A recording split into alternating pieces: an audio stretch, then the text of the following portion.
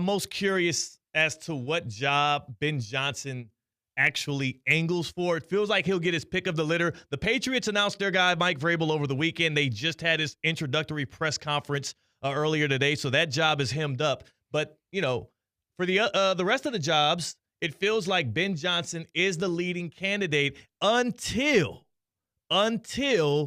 the news that just shook down. I want to say about less than an hour ago, the Dallas Cowboys parting ways with Mike McCarthy.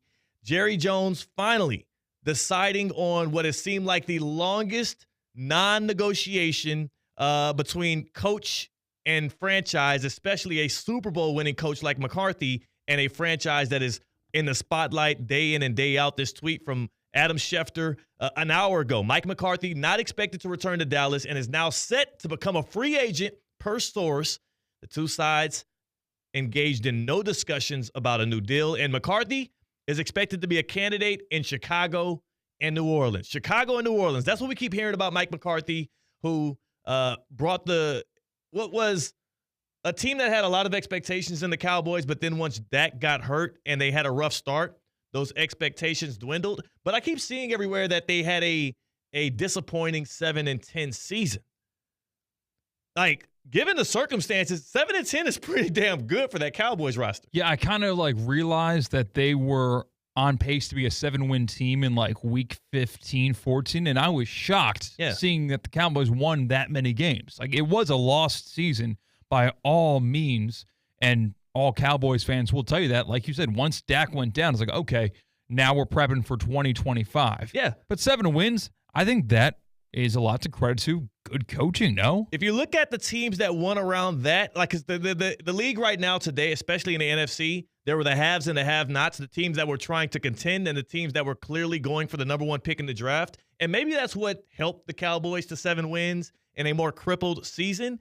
But the Cardinals were a game away from making the playoffs. They were 1 win in their division away from making the playoffs, an 8-win team, right?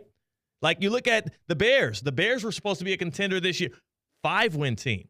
The Falcons, an 8-win team, were 1 win away from making the playoffs as well. These Cowboys, even though the circumstances were dire, and even though McCarthy was going into a contract year, which is odd for a coach that has a Super Bowl title that's coming off of back-to-back 12-win seasons, a very strange set of circumstances. But we get the news today. McCarthy is gone. He is a free agent. The Cowboys' job opens, and at the same time, another head coach that has a good pedigree, that has a history in the league and a lot of relationships across the National Football League is on the job hunt. And I do feel, C-Katt, though he got a late start, number one, I have 2 questions coming out of this. Number one, how favorable does the league look upon Mike McCarthy? Is he a hot candidate, or are we just putting out there that he'll be interviewed by the Bears and the Saints, because they might interview a bunch of people? We saw how many people the Jets interviewed. A lot of teams are just lining up and bringing people in the door. I mean, the Patriots did a 2-for-1. Yeah. With Leftwich and Pep. So, I mean, they're just doing interviews left and right these days. The other question I have, though, is what triggered Jerry Jones to make that decision today? It could be to steal some of the thunder away from the Commanders, right? To get people off of that hype train that is what Jaden Daniels and the Commanders did last night, as they now are going to enter the divisional round and play against the Lions, arrested Lions teams. But you have a threatening offense that the Commanders have that, once again, Jaden Daniels starts and finishes a game where they don't punt and they don't turn it over. Nobody else is really doing that consistently in the league. That guy is impeccable. We'll get to him. I'm just curious about the timing of this. There's been flirtations, or at least rumors publicly, about maybe Steve Sarkisian for the Texas Longhorns, who lost this weekend, being a potential Cowboys candidate. I'm curious if the Steelers lost. You're the one that hinted at this. I haven't seen anybody hint at this. Maybe the Steelers lost, and the uncertainty around the relationship between Mike Tomlin and Pittsburgh is what made Jerry Jones think, is this the new leader of our franchise? I also think over the weekend, seeing Mike Vrabel get hired already from the Patriots, you kind of get antsy, and you think, okay, well, I don't want to wait until my options dwindle as the Dallas Cowboys. I want to have all of my options in front of me, and I get picked off one by one while I wait and waffle on the decision on whether or not to fire my head coach, Mike McCarthy. So it's better sooner rather than later. Right. Which is weird that they didn't fire him on Black Monday. Yeah. It's weird that, well, Jerry Jones did nothing. He does nothing on time when it comes to these contract negotiations. We saw it with CeeDee Lamb where they wait deep into camp. We saw it with Dak Prescott where they wait like an hour before they kick off against the Browns to start this season. He's done it year after year after year, waiting until the very last moment and then overpaying for people. But this time he waits to the last moment, and then he lets Mike McCarthy walk. The question is, C-Katt, if you're going to be a guy who lets McCarthy walk, who he's one of just 5, I guess I can't call him active anymore, but active NFL head coaches that have won a Super Bowl, right?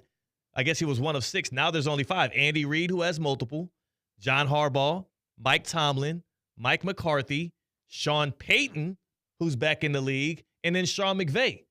Like, McCarthy's in that rarefied air of people that have actually done it and been to the mountaintop, and you let him walk this late in the process. I think Jerry Jones has his eyes on a specific candidate, and I also believe that relationship probably got to a point where it was no longer going to be, repairable.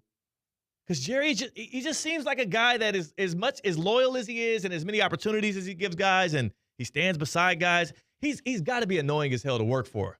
Yeah, you got to imagine. Absolutely. Yes, because he likes the attention. He likes to talk to the media. Nobody else, no other owners talk to the media after every single game. Yeah, like that's awful. That undermines everything that the head coach is trying to do as setting a culture and setting a voice and tone for their team when you're out there literally undercutting it right after a win or a loss. So the question is, before we get into who the MVP of Wild Card Weekend is, and to me it's obvious who that is, so it's almost a non-question, but I'll give you an opportunity here on Theoretically Speaking to give your picks for MVP of Wild Card Weekend. The question is here, are the Dallas Cowboys a good organization? Is this head coaching opening a favorable job?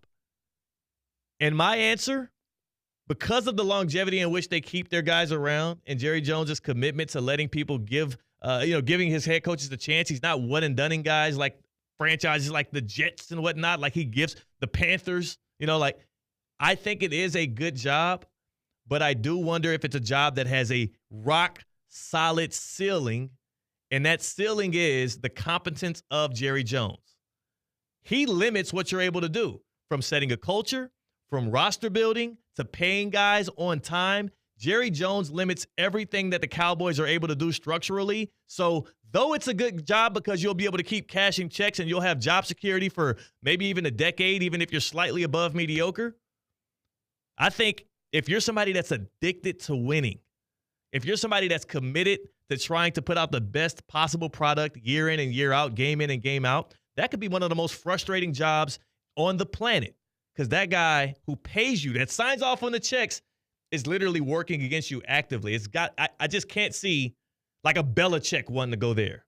Yeah, there's no question in my mind that Mike McCarthy is a better job prospector than the Cowboys are a better job prospect. Yes. I think he is a higher in the ranks of coaching candidates than the Cowboys are as high in the rankings in coaching openings. Yes. No, you're right. You're right. And we got from – that's classic. Because McCarthy, as a Super Bowl winning head coach, is going to get some favorable looks. And I have another question based off of the active remaining Super Bowl winning coaches for you, C-Katt, because I'm curious, because you have one of those coaches in John Harbaugh who has one ring to his name. So stick around for that.